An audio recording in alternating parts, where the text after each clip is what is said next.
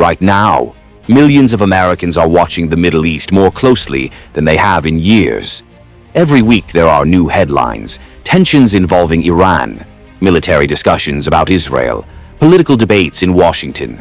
For most people, these events feel like modern geopolitics, just another chapter in a complicated region of the world. But for millions of Christians, something unusual has been happening.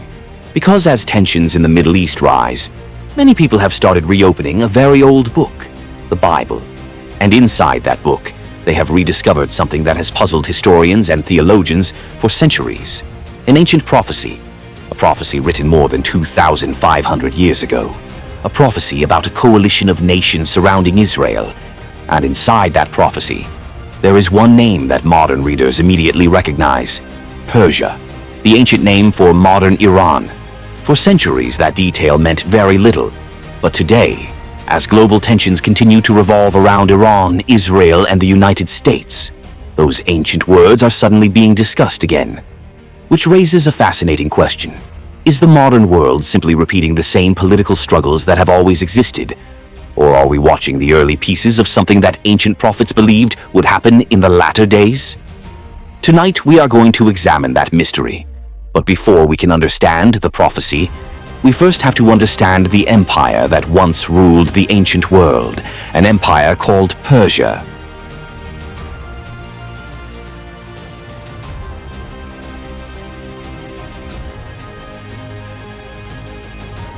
You might not see this channel again, so do well to like, share, subscribe, and turn on post notifications on this channel. Also, are you in the United States? Let me know where you are watching from in the comments below, and I will be replying to your comments. To understand why Persia appears in biblical prophecy, we have to travel back in time, far beyond modern headlines, far beyond modern borders, back more than 2,500 years. Back to a world that looked completely different from the one Americans know today. Imagine the ancient world around 500 BC. There were no airplanes, no satellites, no modern nations. The world was ruled by empires, and these empires were enormous. Massive stone cities rose from the deserts of the Middle East. Walls so thick that armies could march across the top of them. Temples built from carved limestone and marble. Markets filled with traders carrying spices, gold, textiles, and precious metals from distant lands. Across deserts and mountain passes, armies marched for months at a time, thousands of soldiers moving together across continents, because in that ancient world, power belonged to kings, and those kings ruled territories so vast that they stretched across entire regions of the earth. Empires rose, empires fell, one empire conquered another, and then another empire rose to replace it. But among all those empires, one rose to a level of power that the ancient world had never seen before. An empire that changed the course of history, the Persian Empire. Today we call the country Iran, but in the ancient world, it was known as Persia. And at its height, Persia controlled a territory so vast that it astonished historians. Its lands stretched from the Indus Valley near India, all the way west to Egypt, and from the deserts of Arabia, northward toward the edges of Europe. To put that into perspective for an American viewer today, imagine a single empire controlling territory from New York to California, and then continuing beyond that.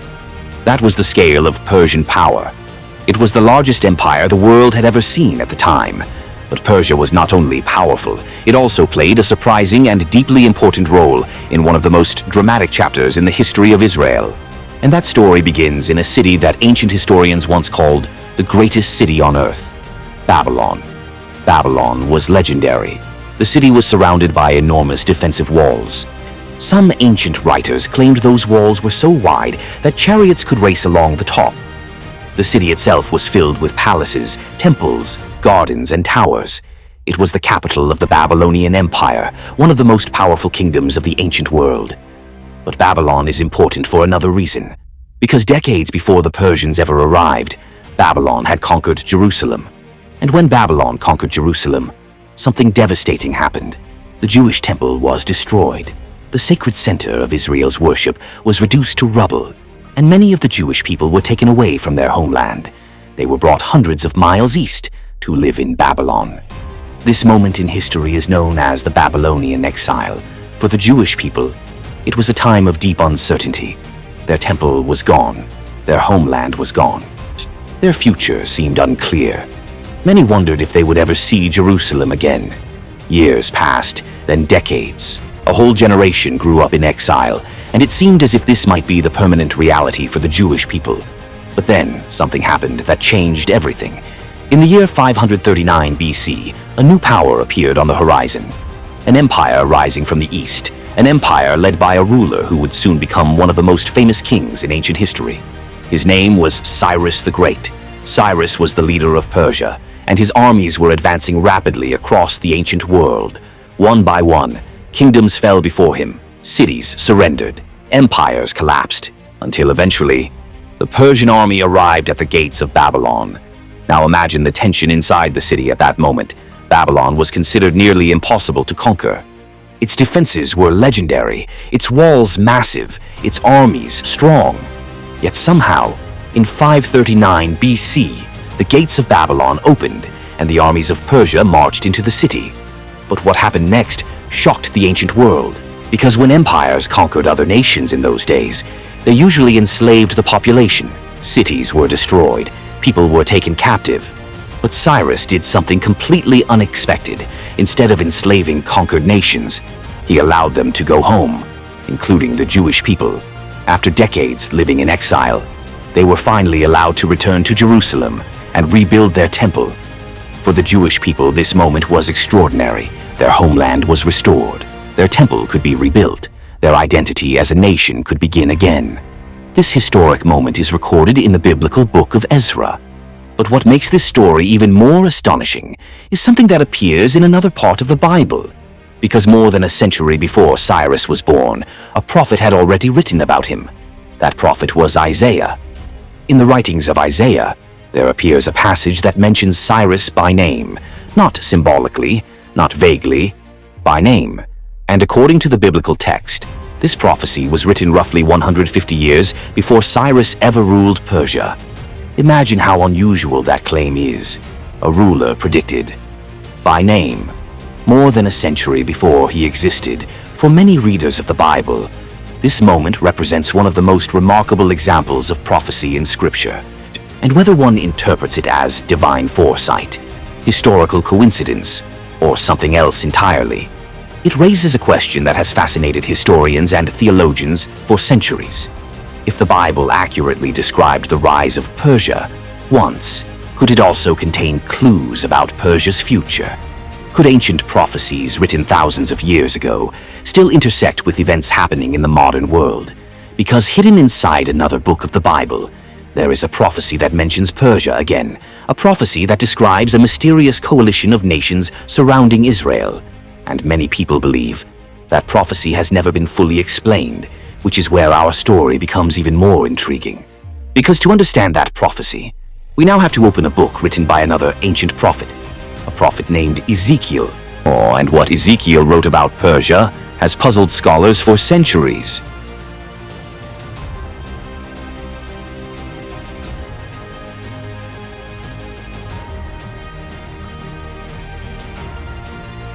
The story becomes even more mysterious when we open another ancient book of the Bible, a book written by a prophet who lived during one of the most turbulent periods in the history of Israel.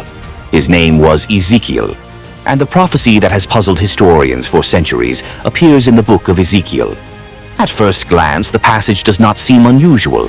In fact, if you read it quickly, it might appear to be just another piece of ancient prophetic literature, the kind of text that describes conflicts between nations, empires rising and falling, wars shaping the course of history. That was common in the ancient world. But then something unusual appears in Ezekiel's writing, something very specific. Instead of simply describing a war in general terms, Ezekiel begins listing names of nations, and those names form a picture that scholars have been trying to understand for centuries. The prophecy describes a coalition of nations, not a single kingdom, not one invading army, but a group of nations gathering together, and their target is clear: the nation of Israel. The text describes a moment when multiple powers align, when armies gather, when a large invasion begins to move toward Israel. And inside that list of nations, one name appears clearly: Persia. To modern readers, that name immediately stands out, because Persia is the ancient name for what we know today as Iran.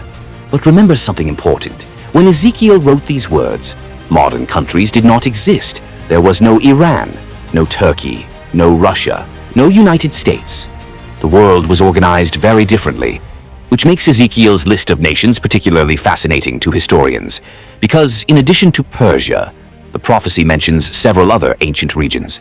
Names like Magog, Meshech, Tubal, Gomer, Togarmah. To most modern readers, those names sound unfamiliar. They belong to the geography of the ancient world, and for centuries scholars have debated what those names actually referred to.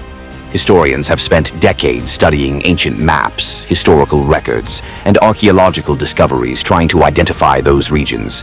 Some scholars believe those names correspond roughly to areas that today include parts of Turkey, Central Asia, and regions further north that extend toward modern Russia. If that interpretation is correct, the prophecy describes something very specific: a coalition of powers coming from the north of Israel, and within that coalition appears Persia, the ancient name for Iran. Now imagine what that would look like from a modern perspective. If someone today described a future coalition of nations forming north of Israel, including regions that correspond to parts of Turkey, Central Asia, and Iran, many people would immediately begin comparing that description to modern geopolitics. But here is where the story becomes even more mysterious, because the prophecy does not simply describe the formation of this coalition. It also describes a massive invasion. The coalition gathers, armies prepare, and they begin moving toward Israel. The scale of the conflict described in the text is enormous. It is not portrayed as a small regional battle. It reads like a massive international confrontation. But then something happens in the prophecy that has puzzled historians for centuries. Because according to Ezekiel, the invasion does not succeed. Something unexpected occurs, something dramatic. The invading armies collapse. The text describes chaos among the forces, confusion among soldiers, armies turning against each other. It even describes earthquakes and natural upheaval surrounding the conflict. The level of destruction is portrayed as so great that the battlefield becomes a symbol of divine intervention. For centuries, historians tried to identify a real historical war that matched Ezekiel's description. After all, the ancient world saw many wars. Empires clashed repeatedly across the Middle East. Assyrians fought Babylonians, Babylonians fought Persians, Persians fought Greeks, Greeks fought Romans. Wars were constant. So it seemed logical that Ezekiel's prophecy might simply be describing one of those historical conflicts. But over time, something unusual became clear. Historians could not find a war that matched the prophecy. Not completely, not even close. There were wars involving Israel. There were wars involving Persia. There were invasions from the north. But no single historical event matched the exact description Ezekiel gave. No coalition of nations exactly like the one described. No invasion that ended in the strange collapse Ezekiel portrays. And that discovery led to a deeply unsettling question. A question that scholars still debate today.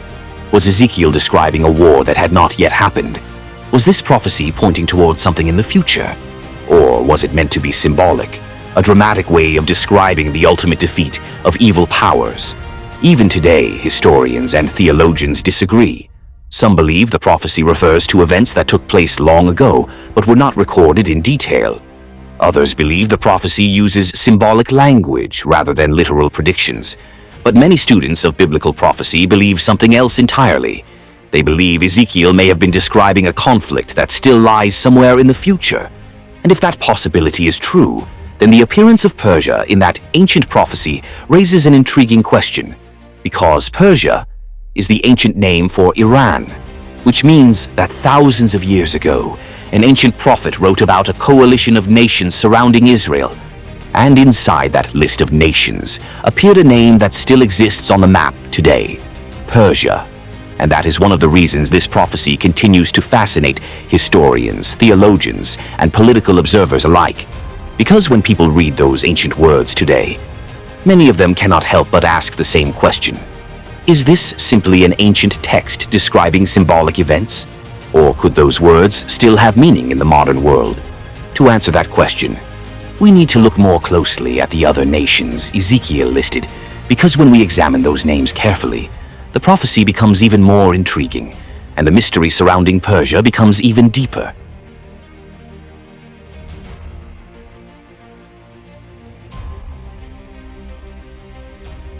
So for most of the 20th century, the prophecy in the Book of Ezekiel was not something that appeared on television news. It was not discussed in political debates. It was not analyzed by military strategists. For the most part, it remained a subject studied quietly by theologians, historians, and biblical scholars. You would find discussions about it in seminaries, in theological journals, in classrooms where students studied ancient Hebrew texts. But outside those circles, very few people paid attention to it. The average person in America was far more concerned with the events shaping the modern world: the Cold War, the space race, economic growth, technological innovation, the rise of television. The world was changing rapidly, and ancient prophecies written thousands of years ago did not seem directly connected to modern life. So for decades, Ezekiel's prophecy about Persia remained mostly an academic curiosity, something interesting to scholars, but distant from the daily concerns of modern society. Then something began to change, slowly at first, and then more dramatically, because the geopolitical map of the Middle East began to transform. To understand why people started revisiting these ancient prophecies, we need to understand how dramatically the region has changed over the past century. After World War II, the modern state of Israel was established in 1948. That moment reshaped the political landscape of the Middle East. Suddenly, a new nation existed in a region already filled with complex historical tensions. Israel's creation triggered a series of wars and conflicts that would influence the region for generations. At the same time, another powerful country in the region was evolving in its own dramatic way: Iran. For centuries, Iran had been known historically as Persia, but in the 20th century, Iran underwent enormous political and social transformations. The country experienced modernization, political upheaval, and eventually a major revolution in 1979 that changed the structure of its government. From that point forward, Iran's relationship with many Western nations became complicated, particularly with the United States. For Americans watching the news in the decades that followed, Iran began appearing frequently in headlines: diplomatic tensions, economic sanctions, military concerns, political debates. Over time, Iran became one of the most influential and controversial powers in the Middle East. Its policies affected conflicts across several neighboring countries. Its alliances reshaped regional politics, and its relationship with Israel became increasingly hostile. Israel viewed Iran's military ambitions and regional influence as a major security threat. Iran, meanwhile, strongly opposed Israeli policies and influence in the region. This rivalry gradually became one of the central geopolitical tensions in the Middle East, and throughout this entire period, the United States remained deeply involved in the region.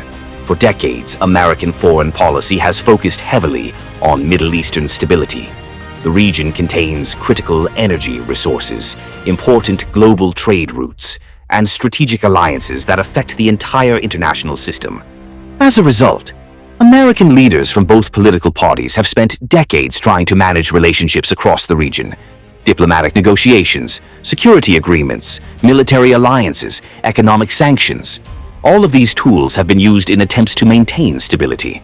But the relationship between the United States and Iran has often been tense, sometimes extremely tense. Over the years, there have been periods of negotiation and cooperation, but there have also been periods of confrontation and distrust. One of the most dramatic periods of tension occurred with the presidency of Donald Trump. Relations between Washington and Tehran reached some of the highest levels of tension seen in decades. The United States withdrew from a major nuclear agreement involving Iran. Economic sanctions were expanded dramatically. Financial pressure on the Iranian economy intensified. Diplomatic relations deteriorated.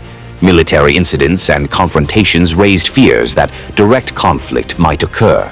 For Americans watching the news during that period, these developments felt like the normal dynamics of international politics.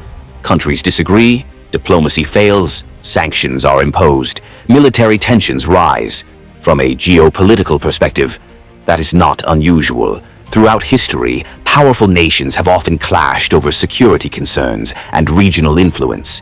But something interesting was happening in another part of the conversation among people who study biblical prophecy, because as tensions between Iran, Israel, and the United States continue to dominate headlines, many students of prophecy began returning to the ancient text of Ezekiel. They opened the same passages that scholars had debated for centuries, and when they read the list of nations described in that prophecy, their attention kept returning to one specific name: Persia, the ancient name for Iran. Suddenly, the connection seemed striking. Here was a prophecy written thousands of years ago, a prophecy describing a coalition of nations surrounding Israel, and inside that coalition appeared Persia. At the same time, modern news was increasingly focused on tensions involving Iran and Israel. For some observers, the parallels seemed intriguing. They began asking a question that quickly spread across books, documentaries, conferences, and online discussions. Could the alliances forming in the modern Middle East resemble the coalition described in Ezekiel? Was it possible that ancient prophecies were describing patterns that might appear again in modern geopolitics? Or was this simply coincidence, a natural human tendency to connect ancient texts with current events? That question sparked debates around the world. Some scholars strongly rejected the idea. They argued that interpreting ancient prophecies through modern headlines could easily lead to misunderstandings. History, they pointed out, is full of examples where people believed their generation was witnessing prophetic events, only to discover later that those interpretations were mistaken. Other scholars were more open to the possibility that biblical prophecies might contain patterns that could appear across different historical eras. Still others argued that the prophecy in Ezekiel should be understood symbolically rather than literally. In their view, the text represents the ultimate defeat of hostile powers rather than a specific modern war. But regardless of which interpretation people supported, one thing was clear: the ancient prophecy was suddenly being discussed again, not just in churches, not just in theological schools, but in documentaries, books, podcasts, and conversations across the world. Because when people looked at the modern map of the Middle East and then looked back at the ancient list of nations in Ezekiel, they could not ignore one simple fact. The name Persia was still on that list, and Persia is the ancient name for Iran, which raises a question that continues to intrigue millions of people today. Is the resemblance between ancient prophecy and modern geopolitics simply coincidence? Or could those ancient words still hold meaning for the world we are living in now? To explore that possibility further, we now have to examine the rest of the nations Ezekiel mentioned, because the deeper we look into that ancient list, the more complex and mysterious the picture becomes.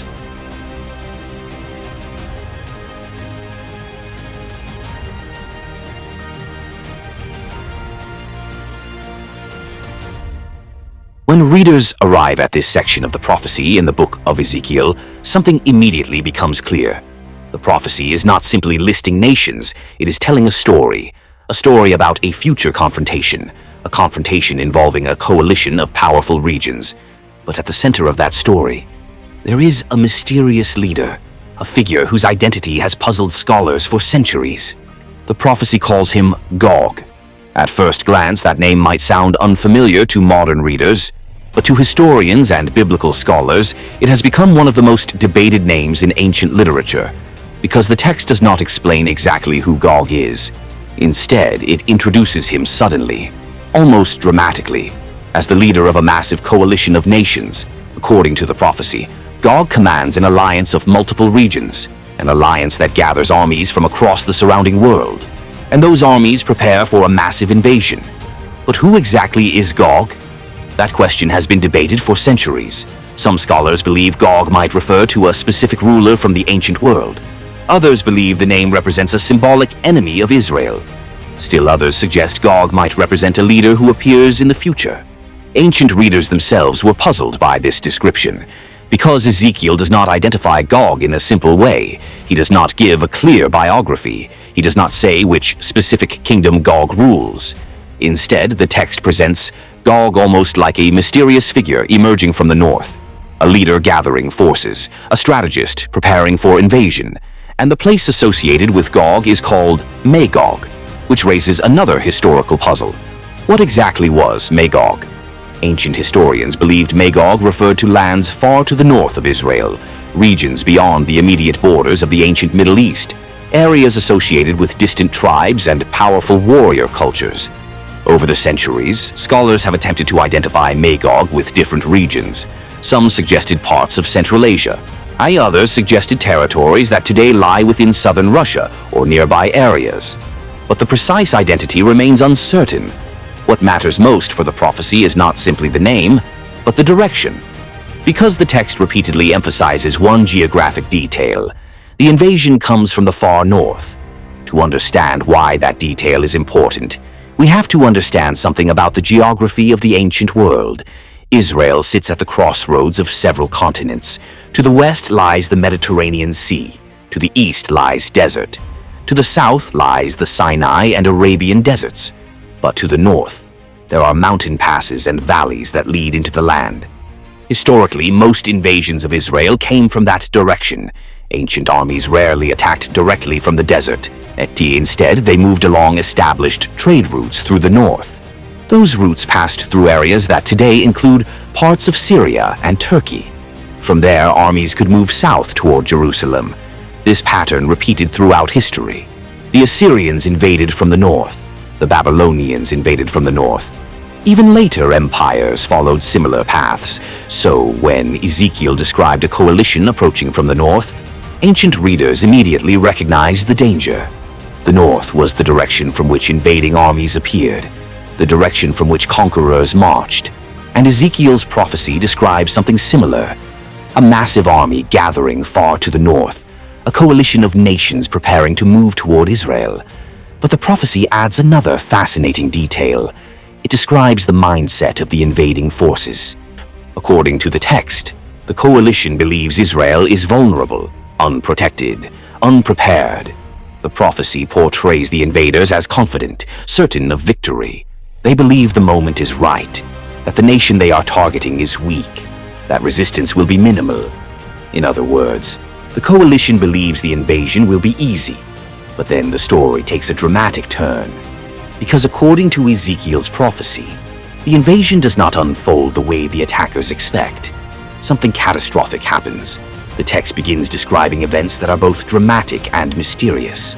Earthquakes, massive upheaval, chaos among the invading armies. The prophecy even describes soldiers turning against each other in confusion. Weapons clash, armies collapse, the invasion falls apart. Instead of a victorious conquest, the invading coalition experiences devastating defeat. The language used in the prophecy is striking. The battlefield becomes a place of overwhelming destruction. A moment so dramatic that the text portrays it as more than a normal military event. It describes it as a moment of divine intervention, a moment where the outcome of the conflict cannot be explained by ordinary strategy or battlefield tactics. And that is where the mystery deepens. Because for centuries, historians tried to find a real historical war that matched Ezekiel's description. After all, the ancient world saw many conflicts. Massive battles were fought across the Middle East. Empires clashed repeatedly for control of territory. So it seemed possible that Ezekiel might simply be describing one of those wars. Historians studied records from ancient civilizations, Babylonian chronicles, Persian documents, Greek histories, Roman accounts.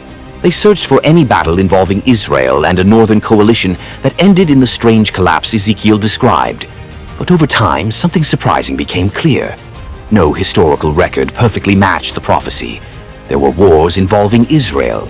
There were wars involving Persia. There were invasions from the north. But none matched the full description given in the text.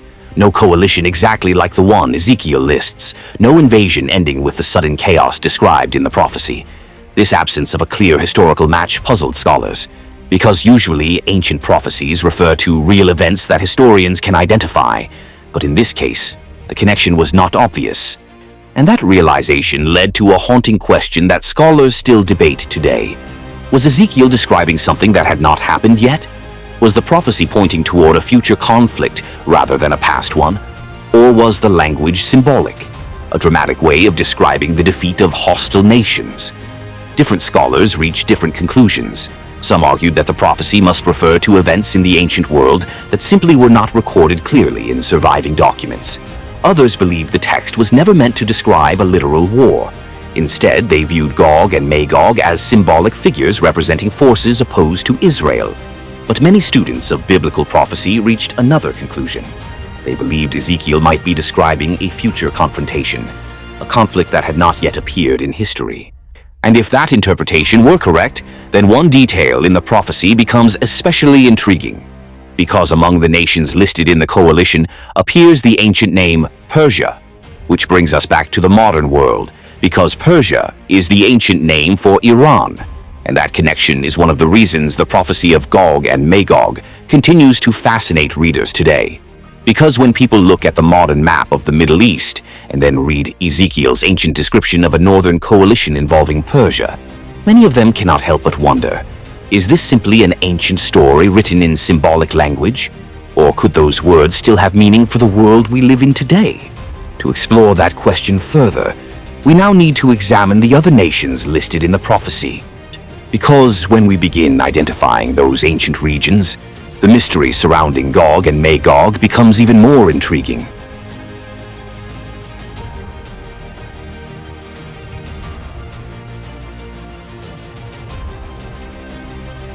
To understand why people are discussing this prophecy again today, we need to look more closely at the names listed alongside Persia in the prophecy of the Book of Ezekiel. When modern readers first encounter this list, the names can feel confusing. They are not countries we see on today's maps. They are ancient geographic terms, names from a world that existed more than 2,500 years ago. The prophecy lists several regions: Magog, Meshech, Tubal, Gomer, Togarma. For most modern readers, especially Americans, those names sound unfamiliar. They do not appear in modern news headlines. They are not countries we see discussed in international politics today. But for centuries, historians, archaeologists, and biblical scholars have tried to answer an intriguing question. Where exactly were these places? To answer that question, researchers have spent generations studying ancient texts. They have examined old maps. They have studied records written by Greek historians. They have looked at inscriptions discovered by archaeologists across the Middle East and Central Asia. Their goal has been to connect those ancient names with the geography we understand today. And while scholars do not all agree, many have proposed possible identifications. Some believe that the regions mentioned in Ezekiel correspond roughly to areas that today include parts of modern Turkey, parts of Central Asia, or regions extending toward what is now southern Russia, and surrounding territories across the northern arc of the Middle East. If those interpretations are even partially correct, the picture described in the prophecy becomes very interesting, because it describes a coalition forming north of Israel. To visualize this, imagine looking at a modern map. Place your finger on Israel, then begin moving north. You pass through Syria, you reach Turkey, continue further north, and you move into regions that stretch toward the Caucasus and southern Russia. Across that broad northern zone, many of the ancient names mentioned in Ezekiel may correspond to territories that once existed there. And among those regions listed in the prophecy appears the name Persia, the ancient name for Iran. That detail is one reason this prophecy continues to generate discussion today, because if the ancient names in Ezekiel correspond to areas north of Israel, then the prophecy appears to describe a coalition of powers surrounding Israel from that direction, and one of those powers is Persia. Now let's pause for a moment and consider something interesting. When we look at modern geopolitics in the Middle East, several of those same regions continue to play major roles in regional politics. For example, Russia maintains influence across several parts of the Middle East. In recent decades, Russia has built strong relationships with governments in the region.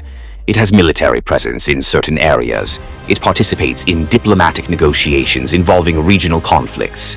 Then there is Turkey. Turkey sits directly north of Israel geographically, and it plays a significant strategic role in the politics of the Middle East, Europe, and Central Asia. Turkey is also a member of NATO, the military alliance that includes the United States and many European countries. Yet at the same time, Turkey maintains its own independent relationships with neighboring regions. Now consider Iran. Iran is one of the largest and most influential countries in the Middle East. Its political decisions affect conflicts across multiple neighboring countries. Iran's alliances and regional policies often shape events throughout the broader Middle East. When modern analysts study the geopolitics of the region, they often focus on the interactions between countries such as Iran, Turkey, Russia, Israel, and the United States.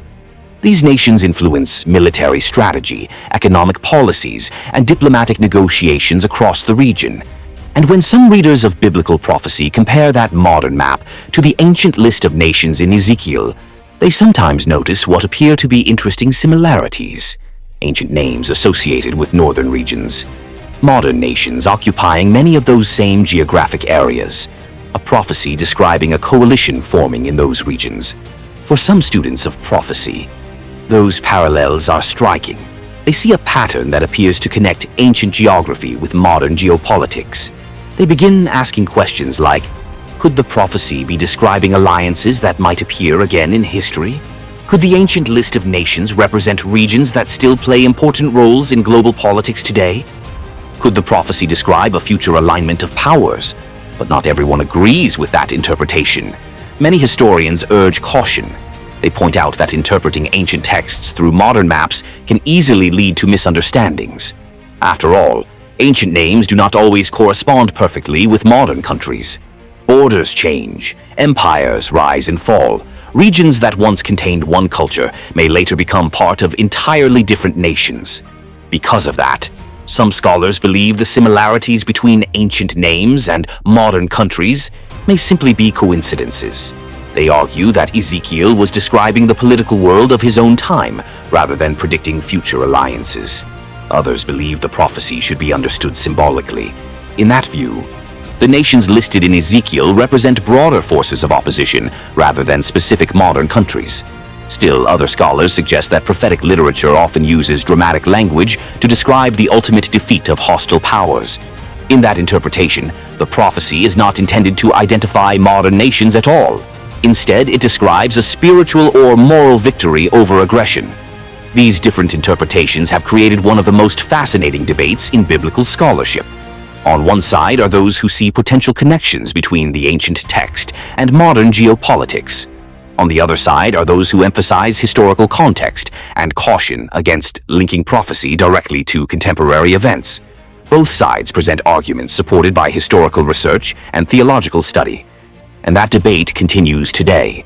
But regardless of which interpretation someone believes, one fact remains undeniable. The prophecy written by Ezekiel includes a list of ancient nations. Among them appears Persia, and Persia is the ancient name for Iran, which is why the prophecy continues to attract attention in the modern world. Because when people look at today's geopolitical tensions in the Middle East, and then read Ezekiel's description of a coalition forming north of Israel involving Persia, many of them cannot help but ask a simple but powerful question. Are the similarities between ancient prophecy and modern geopolitics merely coincidence? Or could those ancient words still have relevance for the world we live in today? The answer to that question depends largely on how one interprets the ancient text. But the discussion itself continues to grow, and the mystery surrounding the Northern Alliance described by Ezekiel remains one of the most intriguing puzzles in biblical prophecy. To understand why Iran appears so frequently in modern discussions of biblical prophecy, we have to step away for a moment from ancient texts. We have to look at the modern world. Specifically, we need to look at the role Iran plays in today's Middle East, because in the 21st century, Iran is not just another country in the region. It is one of the most influential and strategically important powers in the Middle East, and its decisions affect events far beyond its own borders. For many Americans watching the news, Iran often appears as a headline connected to international tension. But to truly understand why Iran attracts so much attention from political analysts, historians, and students of prophecy alike, we have to examine how the country fits into the broader geopolitical landscape. First, consider Iran's size and location. Iran is a large country, geographically and politically. It sits at the crossroads between the Middle East, Central Asia, and the Persian Gulf. Its territory borders several important regions. To the west lies Iraq.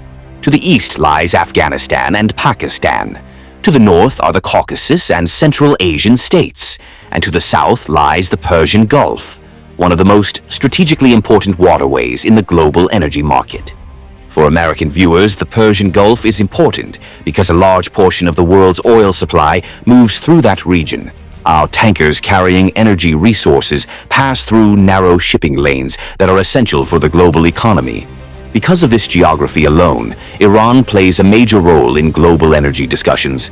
But geography is only part of the story. Iran also has a long history as a regional power. For centuries, the country, historically known as Persia, has influenced politics across the broader Middle East. Even today, Iran's political decisions can affect events across several neighboring countries. For example, Iran maintains relationships and alliances with political groups and governments throughout the region. These relationships influence conflicts in places like Syria, Iraq, Lebanon, and Yemen. Because of those connections, analysts often describe Iran as one of the key players shaping the balance of power in the Middle East. But Iran's influence is not only political, it is also military and strategic. The country has invested heavily in its defense capabilities. It maintains missile programs, military alliances, and regional partnerships that allow it to project influence across multiple areas. And these capabilities are closely watched by other countries in the region, particularly by Israel. The relationship between Iran and Israel is one of the most tense geopolitical rivalries in the modern Middle East. The two countries represent very different political systems, alliances, and strategic interests. Over the years, both nations have accused each other of threatening regional stability. Israel has expressed deep concern about Iran's military ambitions and nuclear capabilities.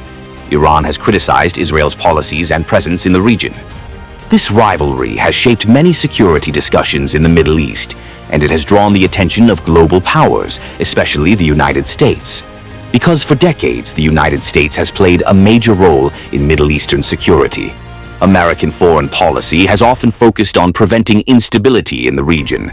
This is partly because of energy resources, but it is also because the Middle East sits at the crossroads of global trade routes and international alliances.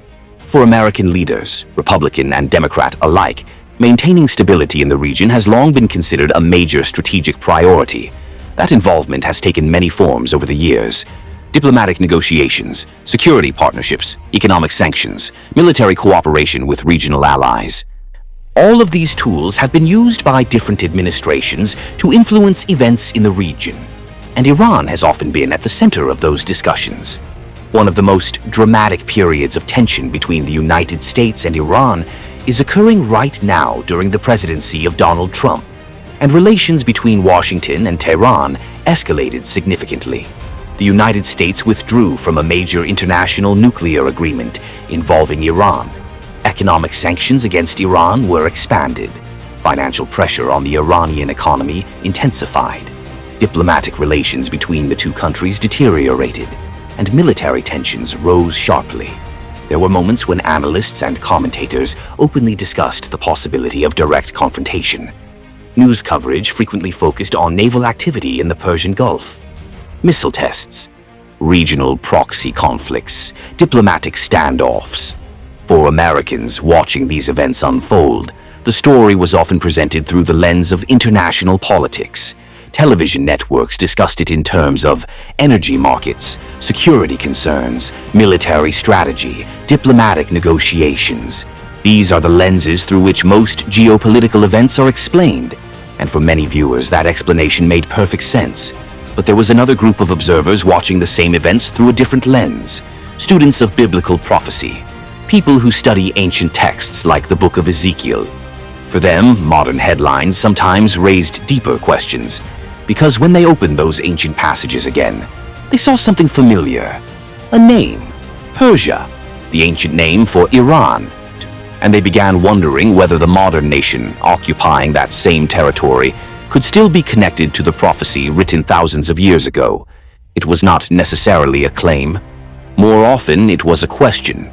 Could the Iran we see in today's geopolitical discussions have any connection to the Persia mentioned in Ezekiel's prophecy?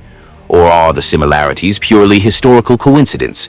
That question sparked a wave of renewed interest in the prophecy.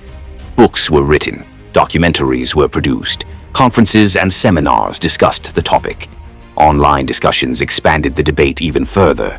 Some people believed the connections were striking. Others strongly disagreed, arguing that linking modern political events to ancient prophecies could easily lead to misinterpretation. And that disagreement remains today. But regardless of where someone stands on that debate, one thing is undeniable. The name Persia still appears in the ancient text, and Persia is the historical name for the land we now call Iran, which is why the modern role of Iran in global geopolitics continues to draw attention from those studying ancient prophecy. Because every time tensions rise in the Middle East, many readers return to the same ancient passage, and they ask the same question that has echoed for centuries. Could the ancient prophecy of Persia still have relevance for the modern world, or is the connection between prophecy and geopolitics simply a coincidence of history? That question remains unanswered, and it is one of the reasons the discussion surrounding Ezekiel's prophecy continues to grow even today.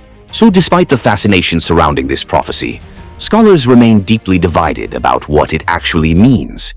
For many viewers watching this story unfold, the prophecy in the Book of Ezekiel can appear surprisingly straightforward.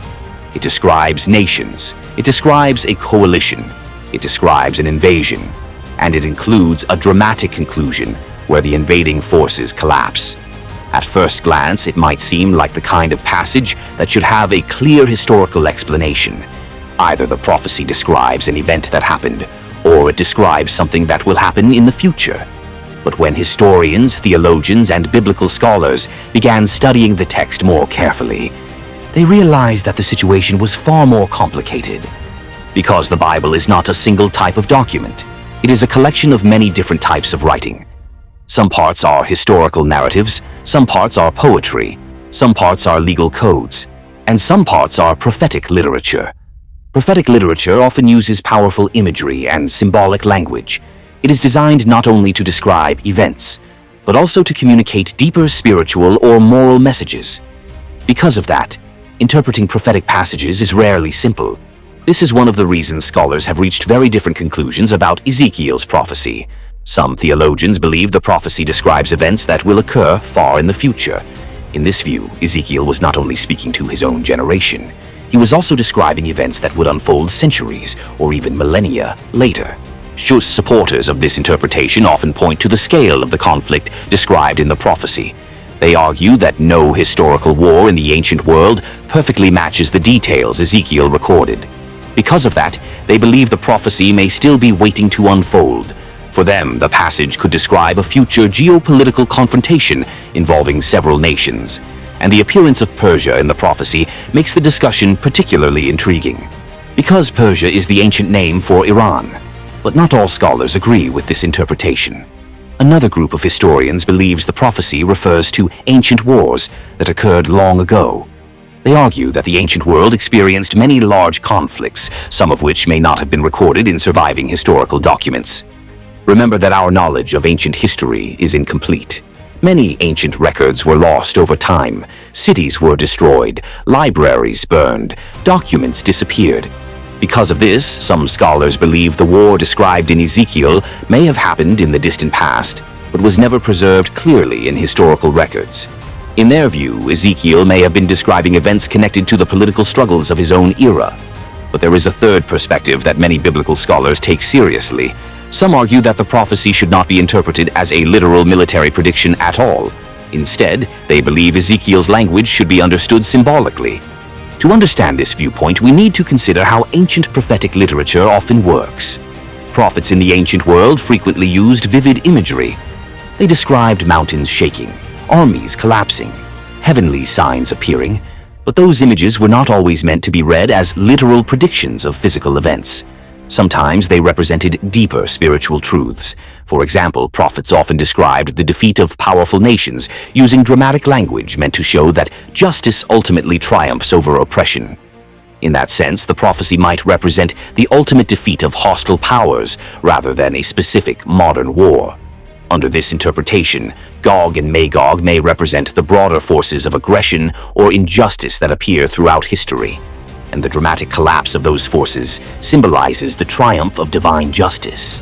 This symbolic interpretation is widely discussed among biblical scholars because many prophetic texts in the Bible use metaphorical language, and understanding those metaphors requires careful study of historical context, ancient literary styles, and theological themes. But even among scholars who favor symbolic interpretations, there is still debate. Some believe the prophecy contains both symbolic and historical elements.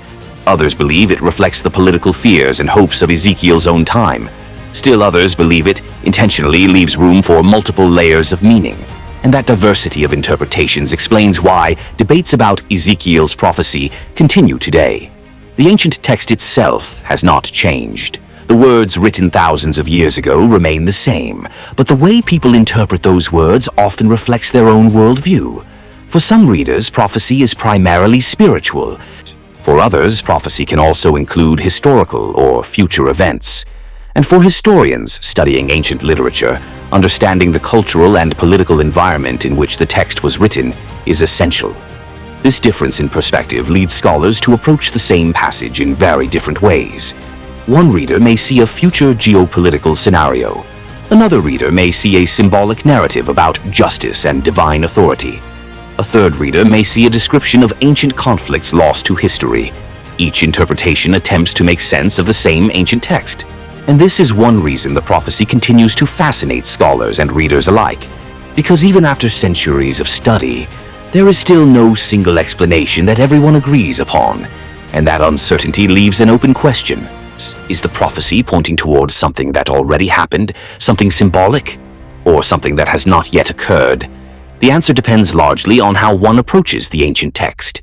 But regardless of which interpretation someone finds most convincing, the mystery surrounding Ezekiel's prophecy remains one of the most enduring puzzles in biblical scholarship, and that mystery continues to draw the attention of historians, theologians, and curious readers all over the world.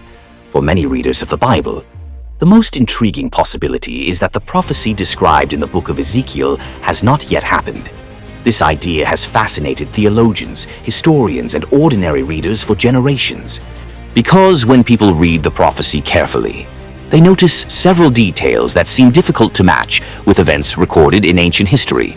First, there is the scale of the invasion described in the text. The prophecy portrays a massive coalition of nations gathering together.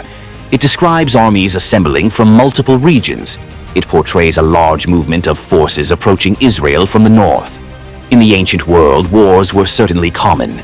Empires fought for territory, trade routes, and political influence. But historians who have studied the historical record have struggled to find a conflict that perfectly matches the description given in Ezekiel's prophecy. Some wars involved Israel, some involved Persia, some involved northern invasions, but none matched the full combination of elements described in the prophecy. That observation leads some readers to ask an important question. If the prophecy does not clearly match a known event in ancient history, could it be describing something that had not yet happened at the time it was written? Another detail that attracts attention is the coalition of nations described in the prophecy. Ezekiel lists several regions forming an alliance.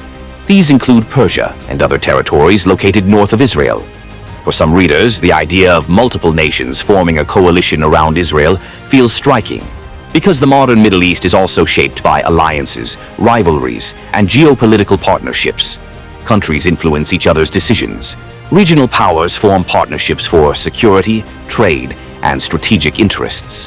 As a result, when readers compare the ancient list of nations in Ezekiel with modern geopolitical maps, they sometimes notice similarities that spark curiosity. But perhaps the most dramatic detail in the prophecy is the aftermath of the invasion. The text describes a catastrophic collapse of the invading forces. It portrays earthquakes, confusion among armies, and a sudden defeat that appears almost supernatural in its scale. For readers who believe the prophecy refers to future events, these dramatic elements suggest something extraordinary. They believe the passage might describe a turning point in history, an event so significant that it reshapes the relationship between nations and the nation of Israel. However, even among scholars and theologians who believe the prophecy might refer to the future, there is a great deal of caution. Serious students of biblical prophecy often emphasize an important principle. Interpreting ancient prophecy through modern headlines can be extremely risky. History provides many examples of this. Throughout the centuries, different generations have believed that events happening in their own time were the direct fulfillment of biblical prophecies. During times of war, political upheaval, or global crisis, people often look to ancient texts for explanations, and many have believed that they were witnessing prophetic events unfolding before their eyes. But in many cases, those interpretations later turned out to be mistaken. Events that seemed momentous at the time eventually passed without fulfilling the predictions people expected. Because of this pattern, responsible scholars approach prophetic passages with humility and caution. They recognize that ancient texts were written within specific historical contexts. Understanding those contexts requires careful study. Serious students of prophecy often spend years examining the original languages of the Bible. They study the historical environment in which the prophets lived. They compare biblical passages with archaeological discoveries and historical records, and they analyze how prophetic literature functions as a literary genre. This careful approach helps scholars avoid drawing conclusions too quickly. Instead of making bold claims about modern events, many scholars prefer to focus on understanding what the text meant to the people who first heard it. They ask questions such as, what historical circumstances surrounded the prophet Ezekiel? What political tensions existed in the ancient Near East during his lifetime? How did ancient audiences understand prophetic language? These questions help historians build a clearer picture of how the prophecy might have been understood in its original setting. At the same time, some readers continue to explore whether the prophecy could also have layers of meaning. In biblical studies, it is not uncommon for passages to be interpreted in more than one way. Some scholars believe that certain prophecies may have had an immediate historical meaning, while also pointing toward broader themes that extend into the future. Others argue that prophetic texts often describe patterns rather than specific events. In this view, the prophecy might reflect recurring themes in human history, conflicts between nations, struggles for power, and the eventual triumph of justice. For these scholars, the prophecy is not necessarily predicting a single future war. Instead, it may describe a pattern of events that could appear repeatedly across different eras. Still, the possibility that ancient prophecies might intersect with modern geopolitics continues to capture the imagination of millions of readers. In the United States especially, interest in biblical prophecy has remained strong for generations. Books about prophecy often appear on bestseller lists. Documentaries and television programs explore the subject regularly. Many Americans are curious about how ancient texts might relate to the modern world. For some readers, prophecy represents a window into the spiritual dimension of history. For others, it is a fascinating intellectual puzzle that connects ancient literature with modern events. And for historians, the prophecy of Ezekiel remains a remarkable example of how ancient texts can continue to inspire debate thousands of years after they were written. Whether one interprets the prophecy as a historical description, a symbolic message, or a possible reference to future events, its enduring influence is undeniable. Because even today, readers continue to return to those ancient words, searching for meaning, searching for patterns, and searching for answers to questions that humanity has been asking for centuries. Could the events described in the prophecy ever occur in the future? Or are they simply part of the rich symbolic language of ancient prophetic literature? The answer to that question remains open, but the possibility itself continues to inspire curiosity, debate, and reflection among readers all over the world.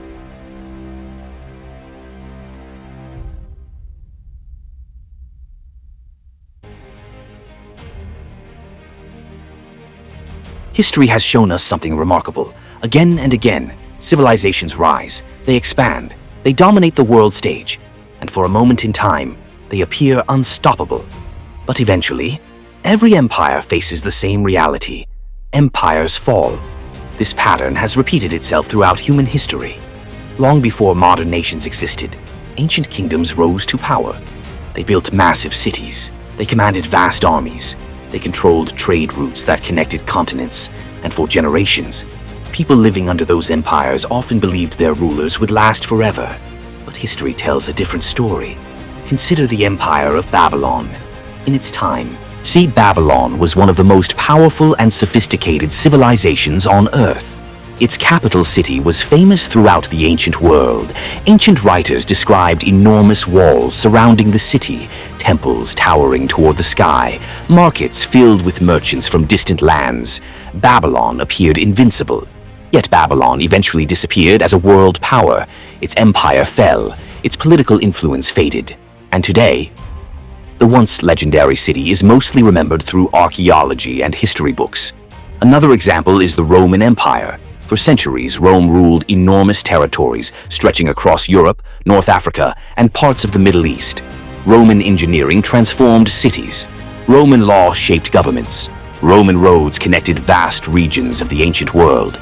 At its height, Rome seemed permanent. Yet even Rome eventually declined. Political struggles weakened the empire, economic pressures grew, and over time the once dominant superpower fragmented and disappeared. Even the Persian Empire, the very civilization connected to the prophecy we have been exploring, followed this same pattern. At one time, Persia ruled a vast territory that stretched across multiple continents. Its kings commanded enormous armies. Its influence shaped the politics of the ancient world. But Persia too eventually gave way to new powers, first the Greeks, then the Romans. History moved forward. Empires came and went. This pattern reminds us of something important. Human power, even the greatest power, is temporary. No empire lasts forever. But while kingdoms and governments fade into history, something else continues to endure. Words. Especially words written in ancient texts, because long after those empires disappeared, the writings of the ancient prophets remained. The scrolls survived, the manuscripts were copied, the words were preserved across generations. Among those preserved writings are the prophecies recorded by Ezekiel, words written more than 2,500 years ago, words that continue to be read today, words that continue to spark discussion, debate, and reflection. For millions of people around the world, especially in the United States, these ancient texts still carry deep significance. Many Americans grow up hearing stories from the Bible.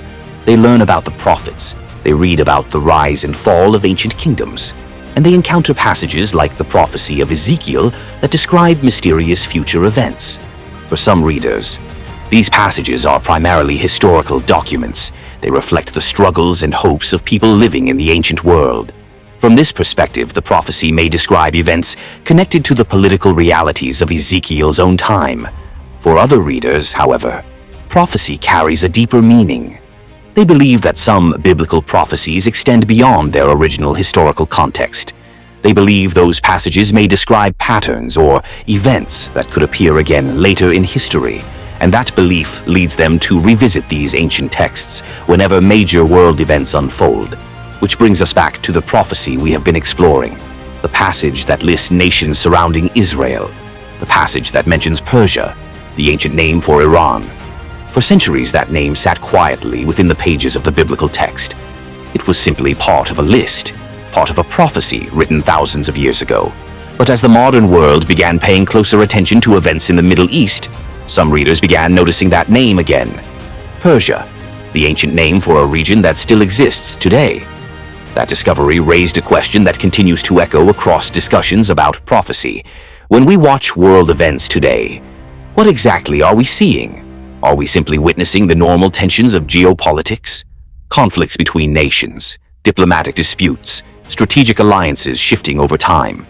These things have always happened throughout history. Empires compete, governments negotiate, political tensions rise and fall. But others wonder whether something deeper might be unfolding. They ask whether the patterns described in ancient texts might still have relevance today. Could the ancient prophecy of Ezekiel reflect events that might appear again in human history? Could the nations listed in that ancient passage represent regions that still play important roles in global politics? Or are the similarities between ancient prophecy and modern geopolitics simply coincidences created by the passage of time? These questions do not have simple answers. Historians continue to study ancient texts. Theologians continue to debate the meaning of prophecy. Political analysts continue to watch events unfolding across the modern world. And readers continue returning to the same ancient passage, looking for clues, looking for patterns, looking for meaning. For some people, the answer lies entirely within the study of history. They believe the prophecy reflects the political struggles of the ancient world. For others, the answer lies in the spiritual dimension of prophecy. They believe the ancient text may still point toward events that have yet to occur. And for many readers, the truth may lie somewhere in between. The ancient words continue to invite reflection, they continue to provoke questions, and they continue to remind us that human history often unfolds in ways that are difficult to predict. But one thing remains certain. The name Persia still sits quietly within the pages of the ancient text. It remains there, unchanged, waiting for each new generation of readers to encounter it again, waiting for historians, theologians, and curious observers to study it once more, waiting for people to ask the same question that has been asked for centuries. What does it mean? And that question remains the final mystery of Persia.